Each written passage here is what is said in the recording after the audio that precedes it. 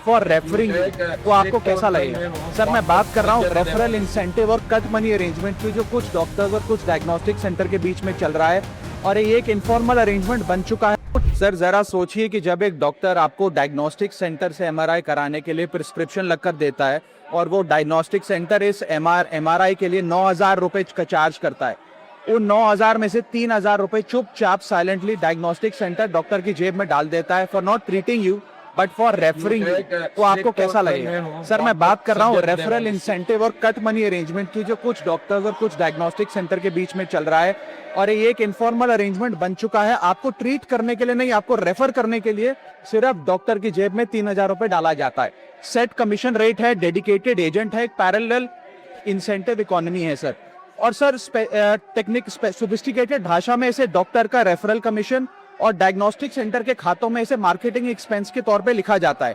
ये commission usually एक percentage of the procedure cost पे चार्ज करी जाती है और कहीं कहीं तो डायग्नोस्टिक सेंटर डॉक्टर को फॉरेन ट्रिप्स पर भी भेजता है। सर 2002 में एमसीआई के कोड ऑफ एथिक्स रेगुलेशन 6.4 ने इस प्रैक्टिस को बैन करते हुए कहा कि ये फीस स्प्लिटिंग है, इसे हम बैन करते हैं।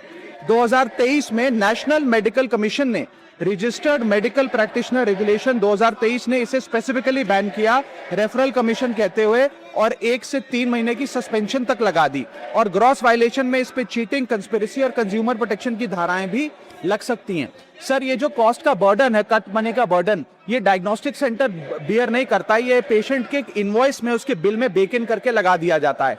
Indian journal of medical ethics बताती है कि इससे मेडिकल बिल जो है, ट्रीटमेंट का बिल, वो 15 से 20% पेशेंट का कभी कभार बढ़ जाता है। सर इन्फ्लेटेड बिल भी प्रॉब्लम नहीं है, प्रॉब्लम ये है कि अननेसेसरी मेडिकल टेस्ट और ओवर रेफरल्स की एक प्रैक्टिस कहीं ना कहीं शुरू हो रही है। सर ये मांग जो है ये डॉक्टर्स के खिलाफ नहीं है, ये सिर्फ एक कट मनी रेफरल सिस्टम के खिलाफ है। हमारे देश के डॉक्टर्स को हम भगवान का दूसरा रूप मानते हैं। जब कोई जिंदगी मौत के बीच लड़ रहा होता है तो डॉक्टर उसकी उम्मीद की आखिरी किरण होती है और ज्यादातर डॉक्टर सर पूरी ईमानदारी से, लगन से, निष्ठा से पेशेंट्स की सेवा करते हैं। लेकिन कुछ डॉक्टर, सम डॉक्टर्स इस रेफरल सिस्टम में फंस गए हैं। इसीलिए मैं ये कहना चाहूंगा कि पेशेंट्स खास तौर पे रेड फ्लैग्स का ध्यान रखें। जब कोई डॉक्टर आपको एक स्पेसिफिक डायग्नोस्टिक सेंटर पे जाने के लिए मजबूर करे तो समझें, यदि वो इरिटेट या अनहैप्पी हो जाए कि आपने इक्वली अक्रेडिटेड किसी और फैसिलिटी, डायग्नोस्टिक सेंटर या पैथोलॉब से जांच करा ली और नाराज हो जाए, तो आप उसको एक रेड फ्लैग की तरह ट्रीट करें। या यदि मार्केटिंग एग्जीक्यूटिव